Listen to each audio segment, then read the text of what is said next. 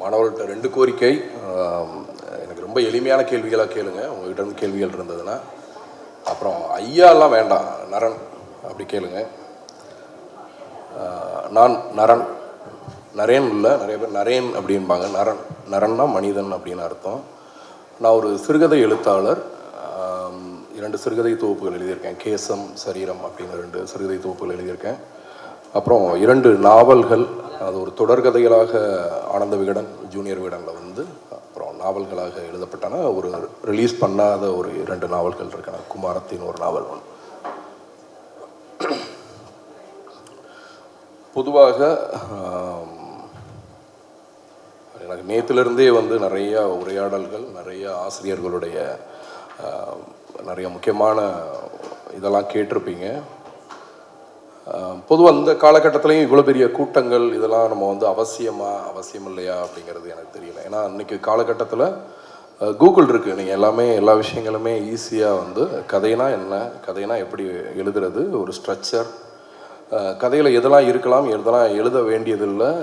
இப்போ நமக்கு கொடுக்கப்பட்ட தலைப்பே கூட கதைகளுக்கான களம்னா என்ன, எந்த மாதிரியான களத்தில் வந்து கதைகள் எழுதப்பட்டால் மிகவும் கவனிக்கப்படக்கூடிய கதைகளாக இருக்கும். அப்படி இல்லை வந்து எந்த களத்தில் வந்து எழுதலாம், அது வந்து கதைகளை வந்து நம்ம எப்படி கட்டமைக்கிறது அப்படியான ஸ்ட்ரக்சர் அப்படின்னு சொல்கிறோம் இல்லையா. ஸோ அதெல்லாம் வந்து பற்றி ரொம்ப கூகுளில் போனாலே ரொம்ப ஈஸியாக வந்து தெரியக்கூடிய ஒரு காலகட்டம் தான். நம்ம எல்லார் கையிலையுமே வந்து ஒரு ஸ்மார்ட் ஃபோன் இருக்குது. அதையும் தாண்டி வந்து நம்ம ஏன் வந்து இப்படியான கூட்டங்கள், இது எதற்காக அப்படிங்கிறது இருக்குது. ஏன்னா ஏதோ ஒரு வரி, ஏதோ ஒரு 2 வரியில் வந்து, ஏன்னா நம்ம கூகுள் இருந்தாலுமே நம்ம நேரம் இல்லை, நம்மக்கிட்ட வந்து சர்ச் பண்ணி பார்க்குற நேரம் இல்லாமல் இருக்கும். ஸோ என்னோட அடிப்படையில் ஒரு 2 வார்த்தைகள் ஏதோ ஒரு காதுக்கு வந்து சென்றடைந்து, ஏதோ 2 எழுத்தாளர்கள், 2 ஒரு மாற்று கருத்துடைய ஒரு மனிதர்களாக இந்த சமூகத்தில் மாற்றிவிட வேண்டும் என்ற நம்பிக்கையில் தான் வந்து இந்த அரசு வந்து இந்த மாதிரியான விஷயங்களை முன்னெடுக்கின்றது. அதற்கு என்னுடைய வாழ்த்துக்கள். கதை யாரெல்லாம் எழுதலாம், எப்படிலாம் எழுதலாம், எதை வந்து கதையாக எழுதலாம் அப்படிங்கிற கேள்விகள் வந்து எப்பயுமே இருக்கும். சிறுகதை எழுத்தாளர்னாலே பொதுவாக வந்து இந்த சமூகத்தில் வந்து அவங்க வந்து ரொம்ப கற்பனையாக வேறு எதையோ வந்து ரொம்ப ஒரு வினோத பிராணியாக பார்க்கப்படக்கூடிய ஒரு சமூகம் தான், காலகட்டம் தான். பொதுவாக வந்து எதை யாரை எழுதலாம் அப்படின்னா வந்து சில்வியா பிளாத்தோடைய ஒரு முக்கியமான கோட்ஸ், சில வரிகள் இருக்குது, ஒரு சொற்றொடர் இருக்குது. நம் வாழ்வில் நடக்கும் அனைத்தையுமே புனைவாக்க முடியும். புனைவுனா உங்களுக்கு தெரியும்ல, கதைகள் ஆக்க முடியும். அதை அப்படியே எழுதுவதற்கு துணிச்சலும் மேம்படுத்துவதற்கு கற்பனையும் இருந்துவிட்டால் போதும். இது சில்வியா பிளாத்தோடைய வரிகள். அது ரொம்ப ரொம்ப முற்றிலுமாக கதைகள் வேறு எங்கேயுமே கிடையாது. எல்லா கதைகளுமே நமக்குள்ளே தான் இருக்குது, நம்மை சுற்றி தான் இருக்குது, நமக்கு மிக அருகாமையில் தான் இருக்குது, நம்மோடு தான் இருக்கிறது. பொதுவாக நமக்கு ஒரு டெக்ஸ்டாக, ஏதோ ஒரு புத்தகங்களாக இல்லை ஒரு வடிவமாக கதைகள் வந்து சிறுகதைகள் அப்படிங்கிறது வந்து இப்போ தான் நமக்கு வந்து ஒரு 100 வருஷமாக தான் தமிழ் சூழலுக்கு வந்து பதிப்பாக அப்படி நான் சொல்கிறேன். நான் அதற்கு முன்பாக பல ஆயிரக்கணக்கான வருடங்களாக காப்பியங்கள், அந்த இதிகாசங்கள் இதெல்லாமே இருக்குது. அது கிட்டத்தட்ட வந்து ஒரு செய்யுள் வடிவத்தில் வந்து ஒரு கவிதை நடையிலே எழுதப்பட்ட காப்பியங்களாக, இதிகாசங்களாக நம்மகிட்ட இருக்குது. ஏன் வந்து அப்படியெல்லாம் வந்து காப்பியங்களாக, நீங்கள் வந்து ஒரு பாடல் வடிவங்களாக, செய்யுள் வடிவங்களாக இருக்குது அப்படின்னா, இந்த உலகத்திலே தமிழ் மொழி மட்டும்தான் வந்து இவ்வளவு செழுமையான, முழுக்க கவிதை அப்படிங்கிறது வந்து ஒரு மொழியினுடைய மேம்படுத்தப்பட்ட ரொம்ப ஒரு அழகியலான ஒரு வடிவமாக இருக்கும். ஸோ இந்த உலகத்திலே வந்து முழுக்க தன்னுடைய வாழ்வியலை, தன்னுடைய சமூகத்தை, பண்பாட்டை, சமூக நிகழ்வுகளை, தன்னுடைய கதையை எல்லாத்தையுமே வந்து நீங்கள் வந்து கவிதைகளாகவே எழுதப்பட்ட மொழி வந்து தமிழ் தான். அவ்வளவு செறிவான, அவ்வளவு இலக்கியங்கள், இலக்கிய படைப்புகள் இருக்குது. கிட்டத்தட்ட வந்து தமிழில் மட்டும்தான் அதிகமான கவிஞர்கள், பெண் கவிஞர்கள் வந்து இருந்திருக்கிறாங்க. கிட்டத்தட்ட நமக்கு தெரிந்தே ஒரு 17-18 கவிஞர்கள், பெண் சங்க கவிஞர்கள் இருக்காங்க, நம்ம பெயர்களாக தெரிந்தவர்களே. எதை வந்து கதைகளாக எழுதலாம் அப்படிங்கிறது இருக்குது. ஸோ எல்லாத்தையுமே எழுதலாம், எல்லாத்தையுமே கதைகளாக எழுத முடியும். அதை வந்து நம்ம ரொம்ப அழகான ஒரு வடிவத்தில் நம்ம சொல்ல முடிந்தால் எதையுமே வந்து நம்ம கதைகளாக எழுதலாம். அப்புறம் வந்து பொதுவாக கதை எழுதுவதற்கு வந்து என்ன அப்படின்னா, இதற்கு முன்னாடி நிறைய பேர் ஆயிரக்கணக்கான கதைகள், லட்சக்கணக்கான கதைகள் எழுதப்பட்டுருச்சு. நீங்கள் எப்படி அதில் வந்து வேறையாக தெரிவிங்க அப்படின்னு ஒரு விஷயம் இருக்குது. மீறல் அப்படின்னு ஒரு வார்த்தை இருக்குது தமிழில். மீறல் அப்படின்னா தாண்டுதல், அதை வந்து கடந்து போகிறது அப்படிங்கிற ஒன்று இருக்குது. இப்போது நீங்கள் இயல்பாக வந்து நம்ம என்ன சொல்லுவோன்னா, நீங்கள் வந்து ஒரு பெற்றோருடைய சொல்லை வந்து மீறி போகிறான் அப்படிங்கிற அப்படி ஒரு இது இருக்குல்ல, நமக்கு அறிமுகமாக அப்படி ஒன்று இருக்கும். இல்லை ஆசிரியர்களுடைய சொற்களை வந்து மீறி நடக்கிறான், நண்பனுடைய என் சொல்ல மீறி நடந்தான் அப்படிங்கிற ஒன்று இருக்கும். கலை வந்து எப்பயுமே வந்து மீறலை வந்து ரொம்ப அதை ஆமோதிக்குது. ஏன்னா வந்து ஒரு கலை வடிவம் மீறல் இருந்தால் மட்டும்தான் அடுத்த கட்டத்தை நோக்கி வந்து நகர்த்த முடியும். என்னுடைய நண்பர் ஓவியர் மணிவண்ணன் ஒரு ஓவியர் இருக்கார். அந்த ஓவியர் வந்து ஒரு பாறை ஓவியங்களை பற்றி எப்பயுமே எக்ஸ்பிளைன் பண்ணுவார். அவர் ஓவியக் கல்லூரியினுடைய பேராசிரியராக இருக்கார் அவர். அதில் வந்து என்ன அப்படின்னா, ஒரே ஒரு பாறை ஓவியம் கிட்டத்தட்ட ஒரு 100 எருதுகள் வந்து அப்படியே முன்னோக்கி வந்து ஒரு ஏதோ ஒரு கலைஞன் வந்து, ஒரு பழங்குடி கலைஞன் 100 மாடுகளை வந்து வரைகிறான். அதில் ஒரு மாடை மட்டும் அப்படியே ரிவர்ஸில் வந்து வரைஞ்சிருப்பான். அது வந்து என்னன்னா ஒரு கவனப்படுத்துதல். ஏன்னா இதுக்கு முன்னாடி அதே போல் பாறை ஓவியங்கள் உலகம் முழுக்க வந்து வரையப்பட்டிருக்கும். ஏன் அந்த ஓவியம் வந்து மற்ற இடத்துல இருந்து வித்தியாசப்படுது அப்படின்னா, மற்ற 99 மாடுகளும் நேர் நோக்கி நடந்து போய்கிட்டு இருக்கும்போது அதில் ஒரு விஷயம் கம்யூனிகேட் ஆகுது. நீங்கள் வந்து என்னென்னா, ஒரு மாடு மட்டும் பின்னாடி திரும்பி பார்க்குது அப்படிங்கிறது மாதிரி வந்து அவனுக்கு வந்து ஒரு பதிவு. ஸோ அவன் வந்து என்னென்னா வழக்கமான ஒரு பதிவு ப்ளஸ் வந்து அதில் வந்து ஒரு சின்ன ஒரு மீறல், வழக்கத்தை மீறி வேறு ஒன்று வந்து பண்ணுறான். அதில் வேற ஒரு விஷயத்தை வந்து கன்வே பண்ணுறான். அதனால வந்து அது ரொம்ப முக்கியத்துவம் வாய்ந்த ஒன்றா வந்து மாறுது அது. ஸோ அப்போ அந்த மீறல்கள் மட்டுமே கதையாக ஆகுமா? நீங்கள் வந்து எல்லா விஷயத்தையும் வந்து மீறி மீறி மீறி மீறி கதைகளை ஆக்க முடியுமா அப்படின்னா, நீங்கள் வந்து வடிவங்களாக மற்ற விஷயங்களாக வந்து நீங்கள் வந்து அடுத்த கட்டத்திற்கு நம்மளுடைய எழுத்துக்களை, நம்மளுடைய தாட்ஸ் அப்படின்னு சொல்லக்கூடிய விஷயங்கள் இருக்குல்ல, அதை வந்து நம்ம முன்னோக்கி எடுத்து சொல்லும் பொழுது வந்து நீங்கள் வந்து அதை நிச்சயமாக ஒரு அழகான ஒரு நவீன படைப்புகளாக அதை வந்து உருவாக்கிட முடியும் அப்படின்னு நம்புகிறோம். பொதுவாக இங்கே ஒரு பொது புத்தி மனநிலை ஒன்று இருக்கும். ரொம்ப மாடர்னாக ட்ரெஸ் போட்டால் மாடர்ன் தாட்ஸோடு இருக்காங்க அப்படின்னு. அது கிடையாது. நீங்கள் வந்து சாரி கட்டினவங்க இல்லாட்டி வந்து ரொம்ப வேஷ்டியெல்லாம் கட்டினவங்க வந்து பழைய தாட்ஸோடு இருக்கக்கூடிய மனிதர்கள் அப்படின்னு நினைப்பாங்க. அப்புறம் ரொம்ப மாடர்னாக இன்னைக்கு இப்போ ட்ரெண்டாக இருக்கக்கூடிய ட்ரெஸ் போட்டவங்க ரொம்ப மாடர்ன் தாட்ஸோடு இருப்பாங்க, மாடர்ன் ஐடியாலஜியோடு இருப்பாங்க, மாடர்ன் எண்ணங்களோட, நவீன எண்ணங்களோட, நவீன கருத்துக்களோடு இருப்பாங்க அப்படின்னு ஒரு பொது புத்தி இருக்கும். நம்ம அப்படி கிடையாது, அதுவும் உண்மை கிடையாது. அப்போ நீங்கள் வந்து என்னன்னா, நீங்கள் வந்து ஒரு பழைய கதை, இப்போ கதைகளை வந்து எந்த இதில் சொல்கிறோம் அப்படிங்கிறது முக்கியம்.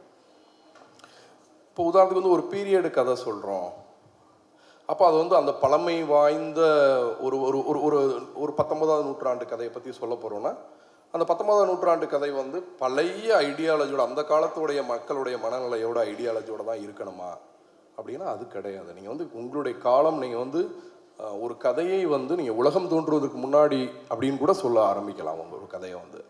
ஆனால் நீங்கள் அதை எப்படி ஒரு நவீனப்படுத்தப்பட்ட, நவீனமயமாக்கி அதை எப்படி சொல்கிறீங்க, ஒரு மாடர்ன் எண்ணங்களோட, நவீன எண்ணங்களோட சொல்கிறீங்க அப்படிங்கிறதுல தான் அந்த கதை வந்து முக்கியமான ஒன்றாக வந்து கருதப்படுது. தமிழில் அப்படி இப்போ நிறைய கதைகள் வந்து எழுதப்பட்டிருக்கு. பொதுவாக எல்லா கதைகளும் ஒரு அற உணர்வை போதிக்கக்கூடிய ஒன்றாக தான் இருக்கும்.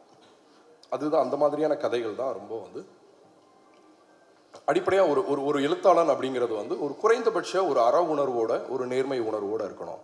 அது அந்த கருத்துக்கள், அவனுடைய கருத்துக்கள் வந்து சமூகத்தை மேம்படுத்துவதற்கு அடுத்த கட்டத்துக்கு ஏற்கனவே இருக்கக்கூடிய அந்த பழமைவாதத்திலேருந்து மீட்டெடுக்கக்கூடிய கருத்துக்களை அவனுடைய எழுத்தில் வச்சுருக்கணும், அந்த கதையில் வந்து வச்சுருக்கணும் அப்படிங்கிறது ரொம்ப முக்கியமாக இருக்குது. ஒரே ஒரு சிறுகதை மட்டும் நான் சொல்லலாம் அப்படின்னு நினைக்கிறேன். அந்த கதை எழுதப்பட்டது வந்து ரொம்ப கிட்டத்தட்ட ஒரு 70-80 வருஷம், 60 வருஷம் இருக்கும்னு வச்சுக்கோங்களேன். உங்கள் எல்லாருக்குமே தெரிஞ்சிருக்கோம், குல்சார் அப்படின்னு சொல்லிட்டு ஒரு பாடலாசிரியர். உங்களுக்கு ஒரு வட இந்திய பாடலாசிரியர்னு வச்சுக்கோங்களேன், ஹிந்தியில் எழுதக்கூடிய ஒருத்தர். அவரை உங்களுக்கு எப்படி சொன்னால் தெரியும்னா, தில்சேன்னு ஒரு படம் வந்ததில், உயிரே வந்தது இல்லையா, ஸோ அதனுடைய பாடல்கள் எல்லாமே அவர் தான் எழுதினார். அவர் ஒரு மிகச்சிறந்த ஒரு சிறுகதை எழுதியிருக்காரு. அந்த சிறுகதை வந்து ராவி நதியை கடந்து அப்படின்னு ஒரு சிறுகதை. நீங்கள் வந்து என்னென்னா பார்ட்டிஷன், இந்தியா பாகிஸ்தானுடைய பார்ட்டிஷன் பற்றி பல ஆயிரம் கதைகள் வந்து எழுதப்பட்டிருக்கு. ஏன்னா லட்சம் உயிர்களுக்கு மேலே பழி வாங்கின ஒரு சம்பவம் இல்லையா? ஸோ அதனால் வந்து பல ஆயிரம் கதைகள் வந்து எழுதப்பட்டிருக்கு. அந்த கதையில் வந்து இது ஒரு தனித்துவம் வாய்ந்த ரொம்ப ரொம்ப முக்கியமான ஒரு கதையாக வந்து நான் எப்பயுமே பார்க்குறேன் அந்த கதையை. ராவி நதியில் வந்து என்ன அப்படின்னா ஒரு ரொம்ப எளிமையாக சொல்லி முடிச்சிடுறேன். நீங்கள் வந்து நரேட்டிவாக இல்லாமல் சம்பவமாக சொல்லிடுறேன். அந்த கதையில் வந்து எப்படி இருக்கும்னா, ஒரு பெண் அப்போ தான் பிரசவமாயிருப்பா. இந்தியா பாகிஸ்தானுடைய பிரிவினை நீங்கள் வந்து எல்லா மக்களுமே வந்து எல்லா முஸ்லீம் மக்களுமே பாகிஸ்தான் நோக்கி வந்து கிளம்பி போய்கிட்டு இருப்பாங்க. ஒரு பெண் வந்து 2 நாட்களாக மயக்கமான ஒரு நிலையில் அப்போ தான் பிரசவம் முடிஞ்சிருக்கும். அதனுடைய ஒரு இதில் வந்து ஒரு மருத்துவமனையில் இருப்பா. எல்லாருமே மருத்துவமனையில் இருக்க எல்லாருமே கைவிட்டு போயிருப்பாங்க. ஒரே ஒரு அந்த 2 குழந்தை பிறந்திருக்கும் அவளுக்கு. 2மே ட்வின்ஸ், நம்ம இரட்டை குழந்தைகள். 2 ஆண் குழந்தைகளோட வந்து அந்த பெண் 2 ஆண் குழந்தைகளையும் தூக்கிட்டு நகரம் முழுக்க வந்து எரிந்து கொண்டு இருக்கக்கூடிய ஒரு சூழலில் குழந்தைகளோட வந்து ஆஸ்பத்திரியிலேருந்து ஒரு மயக்க நிலையில் அப்படியே வெளியே வருவா தள்ளாடி தள்ளாடி. ஸோ அப்படி போய்கிட்டு இருக்கும் பொழுது வெளியே ஒரே ஒரு பெரியவர் சொல்லுவார், தயவு செஞ்சு வந்து நீ ஒரு முஸ்லீம் பெண்ணாக இருக்கிறதுனால சொல்கிறேன், இங்கேருந்து கிளம்பி போயிடு. உலகம் இது எல்லாரையும் தேடி பிடிச்சி வந்து வெட்டி கொள்கிறாங்க, இங்கே கலவரம் 3 இருக்கு அப்படின்ன உடனே 2 மதங்களுக்கான ஒரு யுத்தத்தில் எல்லா பக்கமும் 2 பக்கமும் வந்து மாற்றி மாற்றி வெட்டிக்கிறாங்க. அப்புறம் உடனே உன்னுடைய குடும்பம் அப்படின்னா உன்னுடைய குடும்பத்தெலாம் வருவாங்க, நீ எல்லாம் கிளம்பி வந்து நீ வந்து அந்த ட்ரெயின் போது கடைசி ட்ரெயினை நீ கிளம்பிடு அப்படின்னா. அந்த ட்ரெயின் போனோம்னா ரயில்வே ஸ்டேஷன் போனால் ஃபுல்லாக அடைச்சி அந்த ட்ரெயின் ஏற்கனவே நிரம்பி வலிஞ்சி அப்படி போய்கிட்டு இருக்கோம் அது. ஸோ அந்த பெண்ணை வந்து எப்படியாவது அடித்து பிடிச்சி உள்ளே ஏறிடுவாங்க. நீங்கள் வந்து 2 குழந்தைகளை 2 கையில் வந்து ஏந்தியிருப்பாங்க. மூச்சு விட கூட வந்து இடம் இருக்காது, அந்த ஸ்பேஸ் இருக்காது. ஸோ இப்போ கிளம்பி வந்து போய்கிட்டு இருக்கோம்.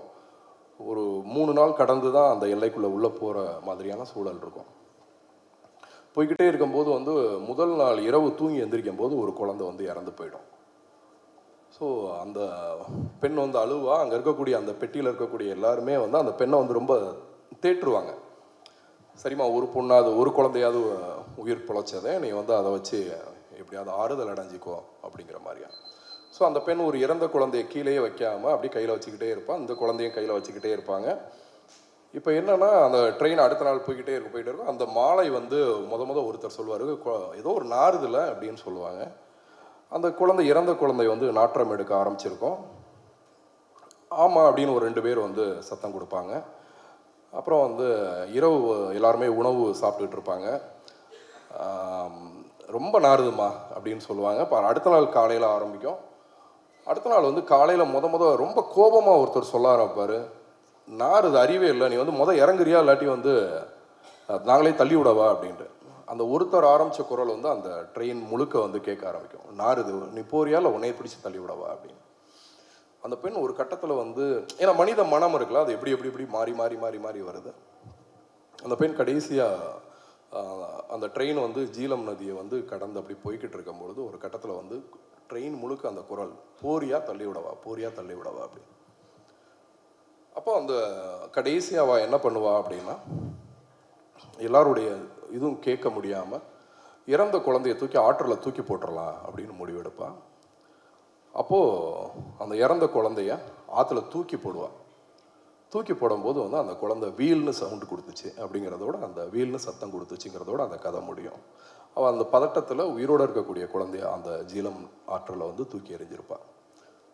ஜீலமில் ராவி நதி, அதில் வந்து தூக்கி எறிஞ்சிருப்பாங்க. ஸோ நீங்கள் வந்து பார்ட்டிஷன் பற்றி பல ஆயிரம் கதைகள் வந்து இருக்குது. இந்த கதை ரொம்ப ரொம்ப முக்கியமான ஒரு கதையாக வந்து இருக்கும். ஸோ இதில் வந்து என்னென்னா, இதில் 2-3 விஷயங்கள் வந்து கன்வே ஆகுது. மனித மனம் இருக்குல்ல, அதனுடைய வேறு பரிணாமங்கள், படிமங்கள், இது எல்லாமுமே அந்த கதையில் வந்து வெளியாகும். இதுதான் தொடர்ந்து வந்து சிறுகதைகள் நம்மளோட வாழ்வோடு ரொம்ப கலந்த ஒன்று. ஏன்னா நம்மளுடைய அம்மா வீட்டிலேருந்து நம்ம எல்லாமே நம்ம கதை கேட்டே வளர்ந்த ஒரு மனிதர்கள். கதைகள் எப்பொழுதுமே இருக்குது.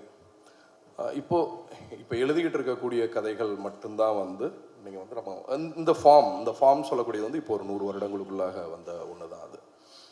ஸோ உயிர்கள் இருக்கும் வரை நிச்சயமாக அன்பு எப்படி இருக்கும்னு சொல்லுவோம் இல்லையா, அதுபோல் வந்து மனிதன் இருக்கும் வரை நிச்சயமாக கதைகளும் இருக்கும். தொடர்ந்து கதைகள் வாசிங்க, எழுதுங்க, கதைகளை பரிமாறுங்கள். நீங்கள் கதை எழுதும் போதே உங்களுக்கு தெரியும்ல இந்த கதை நம்ம எழுதி தான் ஆகணும் அப்படின்னு ஒரு புள்ளியில் முடிவு எடுப்பீங்கல்ல. இந்த எல்லாத்தையுமே டக்குன்னு பேனா எடுத்து எழுதிட மாட்டீங்க இல்லையா? உங்களுடைய டெய்லி உங்களுடைய நீங்கள் வந்து கல்லூரிக்கு கிளம்புனதுலேருந்து இன்றைக்கி எழுந்ததுலேருந்தே எல்லாமே கதை தான்.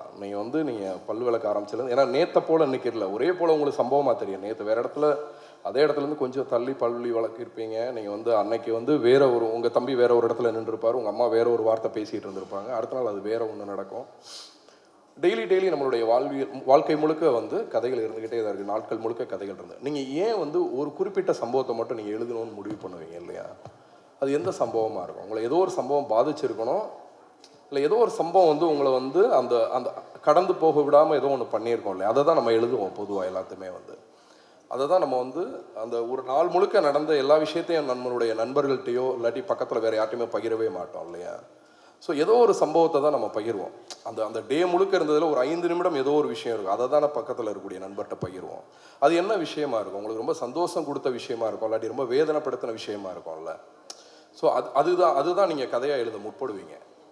ஸோ அப்போவே நீங்கள் உங்களுக்கு இந்த கதையை எழுதணுங்கிற புள்ளி அந்த இடத்துல தான் முடிவு பண்ணப்படுது.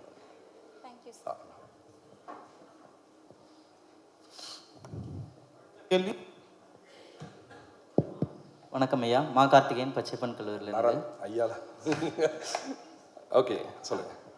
நான் கிட்டத்தட்ட ஒரு 7 சிறுகதைகள் எழுதியிருக்கேன். இப்போ எழுதி அதை புத்தகமாக வெளியிட போகிறேன். அதை எப்படி மற்ற வாசகர்கள் மத்தியில் அதை கொண்டு போய் சேர்க்குறதுங்க ஐயா? அது எது மாதிரியான கதைகள் இருந்துச்சுன்னா வாசகர்கள் அதிகமாக விரும்பி படிப்பாங்க? வாசகர்கள் நீங்கள் இதுக்கு முன்னாடி எழுதப்பட்ட கதைகளே தான் உங்களுக்கு இருக்குங்கிற மாதிரி உங்களுக்கு தோணுதா? நீங்கள் எழுதியிருக்கீங்களா ஒரு கதை? ஆமாம். நீங்கள் உங்கள் கதை மேலே ரொம்ப கான்ஃபிடென்ஸ், இந்த கதை ரொம்ப முக்கியமான கதைகள். 7 சிறுகதையுமே வேறு ஜானரை பற்றி உள்ளது. ஜானர் இல்லை, நான் சொல்கிறது எப்படின்னா ஜானர் பற்றி நான் சொல்ல வரல. இதுக்கு முன்னாடி ஒரு தமிழில் பல்லாயிரக்கணக்கான கதைகள் எழுதப்பட்டுருச்சு. அந்த கதைகளை இல்லைங்க இந்த கதை ரொம்ப முக்கியமான கதை, நான் சொல்ல வேண்டிய ஒரு கதை தான் அப்படிங்கிற உங்களுக்கு ஒரு இது இருக்காது? இருக்கு இல்லையா? ஸோ நீங்கள் அதெல்லாம் ஒரு பிரச்சனை இல்லை, நீங்கள் வடிவத்தை பற்றி ஒன்றுமே கவலைப்பட வேண்டியதில்லை. உங்கள் அளவில் உங்களது கதை ரொம்ப முக்கியமானதாக நீங்கள் உணரப்பட்டீங்கன்னா அதை புத்தகமாக்குங்க. கண்டிப்பாக. நன்றி. நன்றி. மாணவர்கள் மாத்திரமல்ல, அரங்கத்தில் இருக்கிற யார் வேணாலும் ஐயா கிட்ட நீங்கள் கேள்வி கேட்கலாம். ஒரு நிமிஷம். உங்கள் பேர்? சார், என்னோட பேர் Deepika Natarajan. I'm a research scholar from Annamalai university. என்ன கேள்வினா, எனக்கு என்னோட நிலமும் அந்த நிலத்துக்கான மொழியும் ரொம்ப பரிச்சயம். ஒரு எழுத்தாளர் அவங்க நிலத்தை கடந்த ஒரு கதை எழுதுகிறாங்க அப்படின்னா, எக்ஸாம்பிளுக்கு உங்களோட வேட்டை நாய்கள், நீங்கள் தூத்துக்குடி பகுதியை சேர்ந்த ஒரு நபர் கிடையாது. அந்த நிலத்தை கடந்து நீங்கள் அந்த கதை எழுதுறீங்க, அந்த மொழியை சொல்கிறீங்க, அந்த மக்களோட வாழ்வியலை சொல்கிறீங்கன்னா அதில் இருக்க சேலஞ்ச் என்னவா நீங்கள் நினைக்கிறீங்க? அதுதான் இப்போ நீங்கள் நம்ம அந்த நிலத்துக்குள்ளே இருக்கக்கூடிய கதைகளை மட்டும்தான் எழுதணும் அப்படின்னா, நான் அந்தந்த ஏரியா அவர் பிரிச்சுக்கணும். இங்கே இருக்கக்கூடியவங்க திருநெல்வேலி ஆட்கள்லாம் திருநெல்வேலி பிரிச்சுக்க வேண்டியதான். நான் அடிப்படையில் விருதுநகர். நான் அந்த நாவலுடைய முன்னுரையிலே எழுதியிருப்பேன். நான் தூத்துக்குடியெல்லாம் என்னுடைய சைல்ட்ஹுட்டில் போய் இருந்தது, அந்த மாதிரியான விஷயங்கள்லாம் சொல்லியிருப்பேன். ஆனால் நம்ம எப்படின்னா, தன்னுடைய வாழ்நாளில் ஒரு 20 நாள் 30 நாள் மட்டுமே ஒரு ஊரில் போய் இருந்துட்டு நம்ம அந்த பத்தின கதைகளெல்லாம் எழுதிட முடியுமா அப்படின்னாலும் அது முடியாது. அது அப்படி இல்லை அது. ஆனால் நம்ம என்னன்னா, அதுக்காகத்தான் நம்ம தொடர்ந்து ஒரு எழுத்தாளன் கண்டிப்பாக பயணம் போக வேண்டிய கட்டாயம் இருக்குது. ஸோ அதனுடைய நீங்கள் இளங்கோ சொல்லும்போது ஒன்று சொன்னார், நம்ம நீங்கள் அதை ரொம்ப லாஜிக்காக சொல்கிறது, ரொம்ப ஆதாரபூர்வமாக அதிகாரப்பூர்வமாக அந்த மொழிகளை அதுக்காகத்தான் நம்ம இது பண்ணுறோம், ப்ராக்டிஸ் பண்ணுறோம்.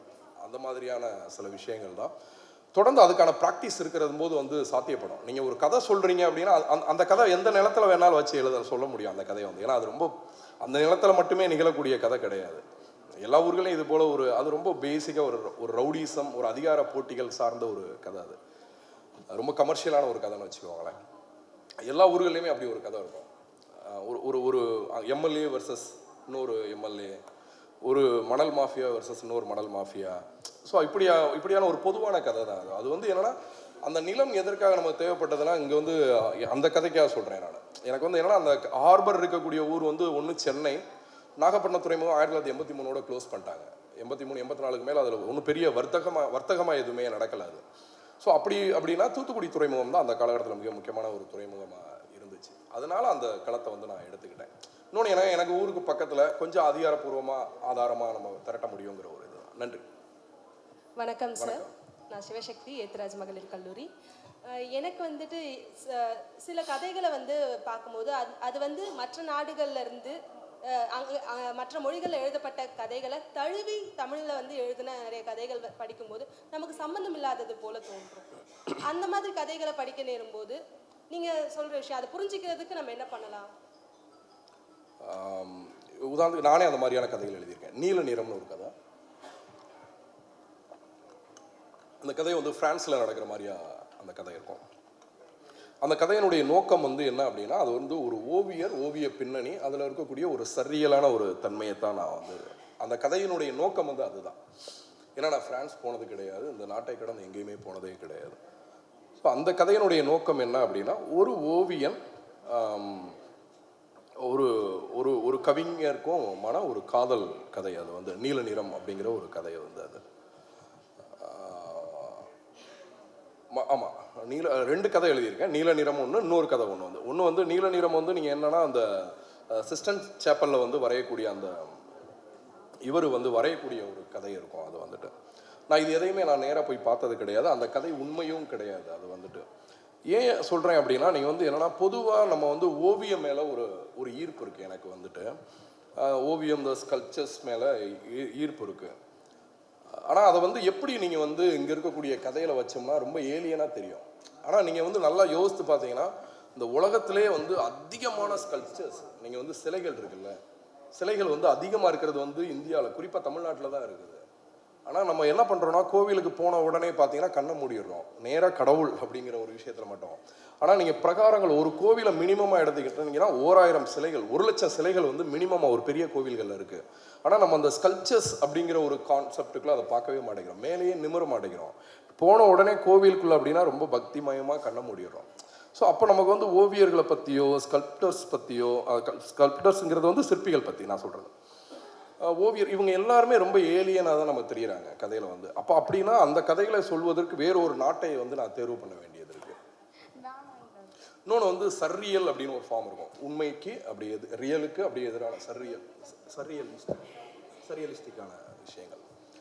ஸோ அது வந்து பார்த்தீங்க அப்படிங்கன்னா, நீங்கள் வந்து இங்கெல்லாம் நமக்கு சர்ரியல் இப்போ தான் அறிமுகமாச்சு அப்படின்னு வந்து நம்ம சொல்கிறோம். நீங்கள் வந்து தமிழில் வந்து சர்ரியல் அறிமுகமாகி பல ஆயிரம் ஆண்டுகள் ஆயிடுச்சு. நம்ம யாழி சொல்கிறோம், வேற 2 அனிமல்ஸோடைய முகங்கள் வந்து உடலும் முகமும் வந்து இணைக்கப்பட்டவங்க வந்து அது சர்ரியல் தான், ரியல் கிடையாது இல்லை. ஸோ சர்ரியல் ஃபார்ம், எல்லா ஃபார்முமே இங்கே இருக்காது. திருப்பி நம்ம வந்து ஒன்றும் கிடையாது. நீங்கள் வந்து அந்த தஞ்சாவூருடைய சிலைகளில் வந்து பார்த்தீங்கன்னா அந்த அது பேர் என்னது, இந்த லெக்கிங்ஸ் போடுவாங்க இல்லையா, லெக்கிங்ஸ் போட்ட சிலைகள் வந்து நீங்கள் அப்போவே இருக்கு. நீங்கள் அப்போ நீங்கள் வந்து லெக்கிங்ஸ் இப்போ தான் அறிமுகமாயிருக்கு அப்படின்னு நம்ம சொல்கிறது வந்து கிடையாது. ஸோ அப்படி நம்ம என்னன்னா சில விஷயங்கள் வந்து அது ரிப்பீட் ஆகும். அது வந்துட்டு அதுக்கு பெயர்கள் தான் மாறும், சில நேரங்கள் வடிவங்களில் ஒரு சின்ன ஆல்ட்ரேஷன் தான் இருக்கும். நன்றி ஐயா. நன்றி. தற்போது சிறந்த கேள்விக்கான பரிசளிப்பு நேரம். சிறந்த கேள்வியை தொடுத்து 1000 ரூபாய்க்கான